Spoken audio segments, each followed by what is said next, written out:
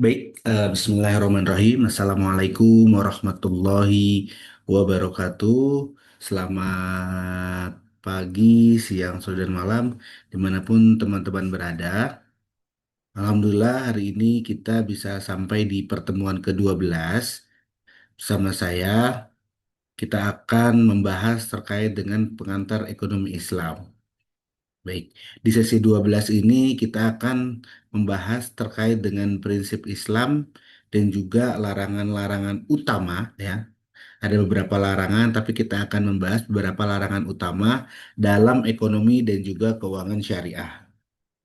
Setelah itu, setelah teman-teman mempelajari di TM12 ini, saya berharap teman-teman semua bisa mampu memahami dan juga menjelaskan terkait beberapa larangan utama dalam ekonomi dan keuangan syariah, yaitu riba, gharar, dan juga ini, mohon maaf, maisir, dan juga tampaknya terhadap perekonomian. Ya, baik, teman-teman semua, yang pertama kita akan membahas terkait dengan riba. Ya, riba sendiri menurut bahasa ada tiga setidaknya, yakni yang pertama ar-riba az-ziyadah, itu bertambah, kemudian berkembang atau berbunga, nama, dan juga dia berlebihan atau menggelembung. Menurut istilah setidaknya ada beberapa ya. Yang pertama menurut Al-Jaiziri, akad yang terjadi, riba adalah akad yang terjadi dengan penukaran tertentu ya. Ada penukaran sesuatu yang tidak diketahui sama atau tidak menurut aturan syariat. Jadi penukarannya tidak tahu nih sama atau tidak menurut syariah atau terlambat. Untuk penukarannya terlambat ini berarti terkait dengan waktu. Ya. Jadi riba itu tidak semata-mata karena modalnya saja gitu ya, karena uangnya, tapi waktu juga bisa menjadi alasan untuk riba.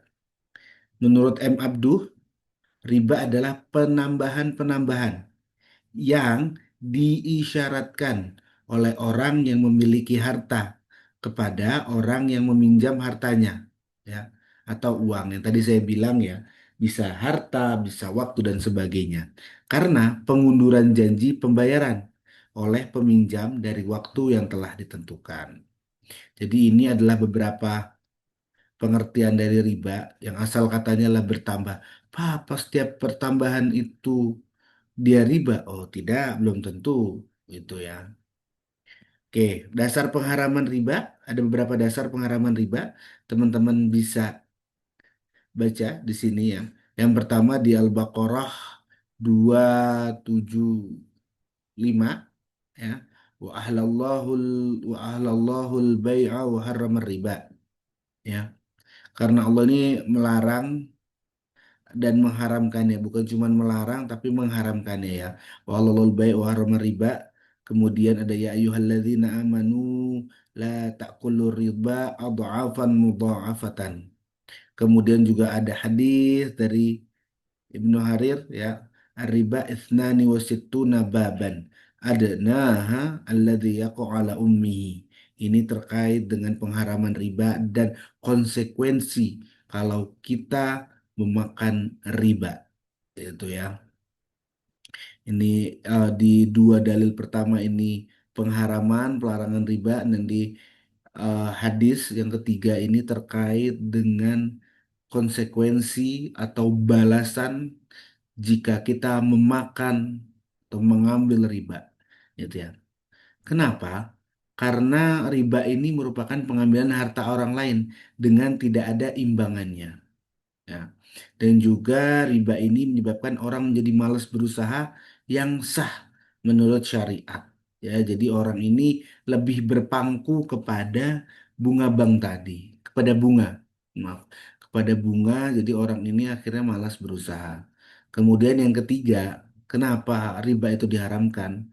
Ya, ini bisa menyebabkan putusnya perbuatan baik terhadap sesama manusia dan cenderung memeras orang miskin. Ya. Oke, baik. Eh, Kemudian ada beberapa jenis-jenis riba. Menurut Ibnu Al-Jauziyah, riba itu ada dua, riba jali dan riba khafi. Ya, riba jali adalah riba yang nyata mudaratnya. Yang mudaratnya bisa dirasakan, bisa dilihat, bisa diterima oleh panca indera. Ada riba khafi, itu riba yang tersembunyi mudaratnya. Kemudian menurut Jumhurul Fuqaha, menurut Rosalinda dari jurnalnya itu ada dua. Ya, ada riba fadl, yaitu tambahan harta pada akad jual beli yang menggunakan ukuran resmi seperti takaran, timbangan pada benda sejenis. Kemudian dari riba nasiah, tambahan yang diisyaratkan dan diambil oleh orang yang mengutangnya dari orang yang berhutang sebagai imbalan penundaan pembayaran hutang. Menurut Syafi'i ada satu jenis riba selain dua di atas. Selain menurut jumhur fuqaha ditambahkan satu lagi menurut Imam Syafi'i yaitu riba iyad. Jual beli dengan cara mengakhirkan penyerahan kedua barang yang ditukarkan atau salah satunya tanpa menyebut waktunya. Yang tadi saya bilang yang ternyata bisa juga terkait dengan waktu. Dan tanpa saling serah terima barang di tempat akad gitu ya. Ini ada beberapa barang-barang ribawi ya. Di hadis riwayat Muslim, "Adz-dzahabu bil-dzahabi wal fiddatu bil fiddati wal burru bil birri wal burru bil burri wasya'iru bisyairi wat tamaru bit tamari wal milhu bil milhi mithlan bimithlin yadan biyadin faman zada aw istazada faqad arbal akhidhu wal mu'ti fihi sawaun." Jadi jika emas dijual dengan emas, perak dijual dengan perak, gandum juga ditukar sama dengan gandum, syair nih, syair salah satu jenis gandum ya, dijual dengan syair, kurma juga dijual dengan kurma dan garam ini juga dijual dengan garam. Maka jumlah baik takaran maupun timbangan ini harus sama dan dibayar kontan ya atau tunai. Barang siapa menambah atau meminta tambahan, maka ia telah berbuat riba. Orang yang mengambil tambahan tersebut dan orang yang memberinya sama-sama berada dalam dosa. Ini adalah barang-barang ribawi, gitu ya. Jadi kita bagaimana sih, ya? Bagaimana agar kita semua bisa terhindar dari riba? Yang pertama, pastikan barangnya ini nilainya sama, value-nya sama, atau tamatsul, gitu ya. Sama nilainya, sama harganya, gitu ya, sama kebutuhannya, gitu ya. Kemudian sama ukuran atau jumlahnya menurut syariat ya. Ukuran jumlahnya menurut syariat menurut hukum ini sama itu ya. Kemudian dan juga yang ketiga adalah waktunya. Sama-sama waktunya itu ya. Waktunya sama. Ini adalah ah, berdasarkan hadis Rasulullah terkait dengan 6 komoditas barang-barang ribawi tadi. Ya. Jadi riba itu pelarangannya gitu ya bertahap. Yang pertama, Allah menunjukkan bahwasanya riba itu sifatnya negatif ya. Jadi perbuatan buruk riba itu gitu ya. Kemudian Allah akhirnya melarang ya. Melarang riba melalui kecaman praktik riba di Yahudi ya.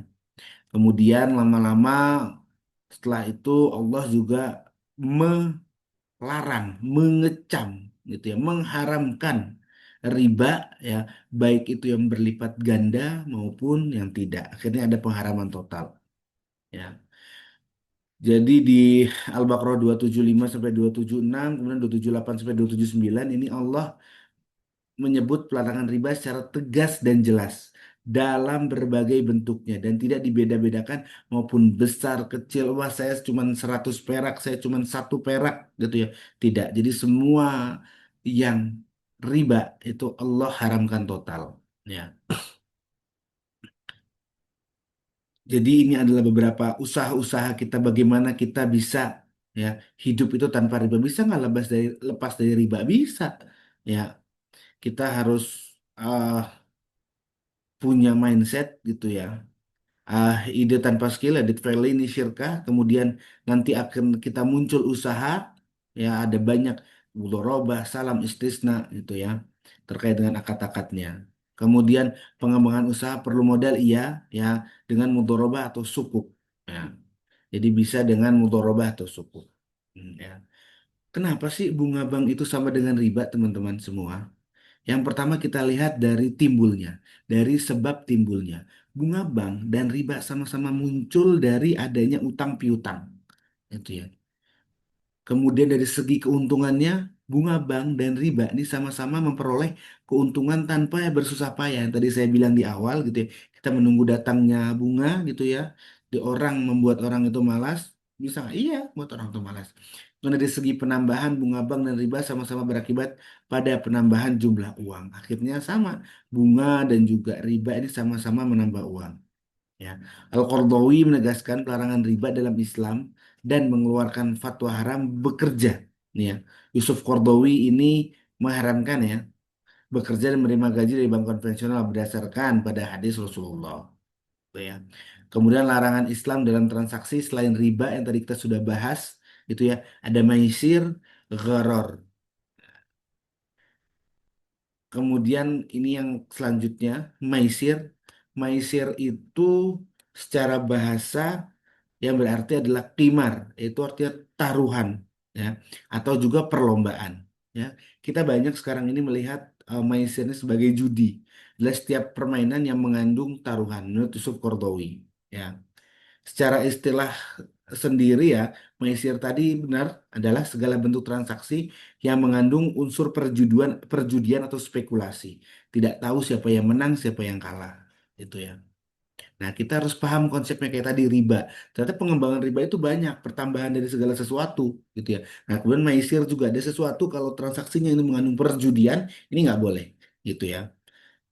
Ada kalau judi ya, judi atau maisir ini ada wujudnya, ada yang kalah, ada yang menang, ada yang untung, ada yang rugi, ya. Pihak yang rugi, pihak yang kalah memberikan sejumlah uang atau barang yang disepakati sebagai taruhan kepada pihak yang menang. Mayoritas ulama sepakat untuk memberlakukan hukuman takzir kepada pelaku judi. Itu ya teman-teman. Jadi judi ini juga termasuk dalam ini ya, apa namanya, penyakit masyarakat ya, pekat ya. Kalau nggak salah itu 303 gitu ya, judi gitu ya. Pasal 303 ya, dihukum positif ya, hukum negara pun itu dilarang untuk berjudi gitu ya. Pak, tapi kalau gitu boleh Pak terkait dengan transaksi-transaksi yang perjudian gitu ya. Nah, itu kan kalau transaksi keuangan gitu ya. Hukum positif negara belum larang sampai sana. Ya, tapi kalau syariat sudah jelas gitu ya, sudah jelas melarang ya di Al-Maidah 90 ya. Hai orang-orang yang beriman, sesungguhnya meminum khamar, berjudi atau maisir ya, kemudian berhala, mengundi nasib gitu ya, dengan anak panah ini adalah perbuatan keji, termasuk perbuatan min amali syaitan. Ya, maka jauhilah perbuatan itu agar kamu beruntung. Di Al-Maidah 90 sudah jelas. Gitu ya teman-teman semua. Jadi kita harus menjauhi judi, mau judi online, judi offline, judi apapun itu, silahkan tinggalkan gitu ya. Karena tadi judi memenangnya sekali, kalahnya berkali-kali. Itu ya. Baik, teman-teman semua, ini ada beberapa praktek maisir ya atau judi tadi pada transaksi kontemporer gitu. Salah satunya ada maisir pada asuransi konvensional ya.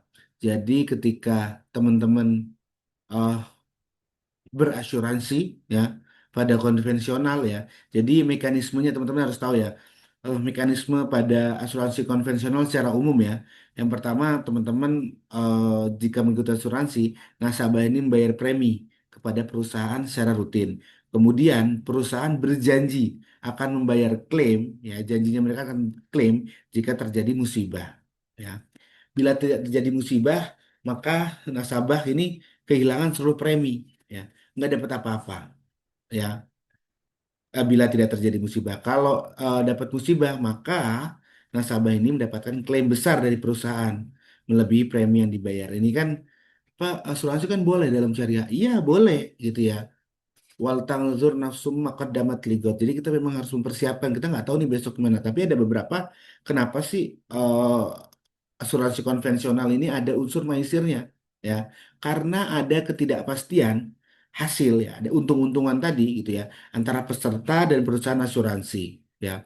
Dari pihak nasabahnya, dia nggak, dia nasabah ini nggak bakal tahu dia ini dapat klaim atau enggak nantinya ya. Dan juga nasabah bisa rugi total kalau nggak klaim sama sekali. Kalau dan juga bisa untung besar ya jika klaim terjadi dan nilainya jauh lebih tinggi dari premi gitu. Nah, dari pihak asuransinya tidak tahu apakah dapat keuntungan dari premi atau rugi besar karena klaim. Itu ya. Sebenarnya untuk melindungi konsumen dan juga untuk melindungi si rasa apa namanya perusahaan asuransi juga gitu ya. Nah, ini akhirnya mereka sama-sama berspekulasi terhadap kejadian yang tidak pasti ya. Ada goror, ada juga maisir ya. Kedua pihak sama-sama mempertaruhkan sesuatu atau hasil yang tidak pasti. Itu ya. Kita bisa lihat kita bisa pikirkan ya ilustrasi sederhananya ya. Jika tidak terjadi musibah, nasabah hangus preminya, kemudian perusahaan untung. Nah, ini kan jadi untung dan rugi ya terkait dengan maisir, perjudian ya. Ada pihak yang kalah dan menang. Kemudian kalau terjadi musibah, ada untung besar kalau untuk nasabah. Kalau perusahaan bisa rugi besar ya. Kemudian selain itu juga ada gorornya. Nah, goror di transaksi goror, nah goror nanti akan kita bahas ketidakpastian gitu ya. Itu ada juga ketidakpastian kapan musibah terjadi. Ya. Selain itu dana premi ya, selain di Maisir ada juga goror dan juga riba. Ribanya kenapa? Ribanya dana premi. Dana premi biasanya diinvestasikan dalam instrumen berbasis bunga ya oleh perusahaan asuransi tadi. Itu ya. Solusinya ya, ya pasti kita sebagai orang yang berkecimpung di perekonomian Islam ada alat-alat ya, alat-alat asuransi juga. Ini alat-alat yang digunakan ya alat yaitu asuransi syariah ya. Asuransi syariah ini sistemnya saling menanggung risiko di antara peserta. Dana bersama atau kita tahu ya tabarruk gitu dalam Islam itu tabarruk. Peserta berkontribusi untuk membantu satu sama lain jika terjadi musibah. Perusahaan bertindak hanya sebagai pengelola dana atau mutorib atau wakil ya, bukan pihak yang eh, bisa nanti diuntungkan oleh peserta. Gitu. Pasar modal, kemudian ada transaksi falas, falas ini valuta asing, ya valuta asing kok maisir Pak, kan saya tukar. Nah ada beberapa ya akadnya. Yang pertama kalau akadnya on the spot ini boleh gitu ya. Hari ini bayar kurs hari ini. Kalau ada beberapa seperti forward gitu ya, forward itu yang 2 hari setelahnya itu nggak boleh. Ya jadi hari ini transaksi dibayar untuk harga 2 hari setelahnya itu nggak boleh itu atau swap dan sebagainya ini nggak boleh. Kemudian di bursa emas ini juga nggak bisa. Oke, ini ada beberapa maisir. Oke.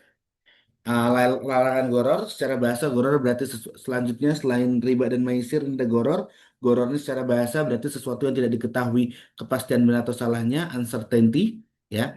Goror dikategorikan dan dibatasi terhadap sesuatu yang tidak dapat diketahui antara tercapai atau tidaknya suatu tujuan. Jadi nggak jelas gitu ya. Ini transaksi yang nggak jelas gitu ya. Ada beberapa transaksi-transaksi goror dalam Islam gitu ya yang nggak boleh gitu ya. Misalnya kita eh, membeli sesuatu yang belum pasti itu ya ini nggak boleh gitu ya. Goror adalah tidak adanya kepastian, lack of certainty yang berkaitan dengan keberadaan objek yang ditransaksikan. Jadi objek itu nggak ada. Ini goror dalam transaksi kontemporer ada tadi eh, asuransi dan juga pasar modal gitu. Baik teman-teman semua, terima kasih sudah menyimak pembelajaran kita di pertemuan ke-12 ini. Semoga teman-teman bisa mengambil intisari dari pelajaran kita.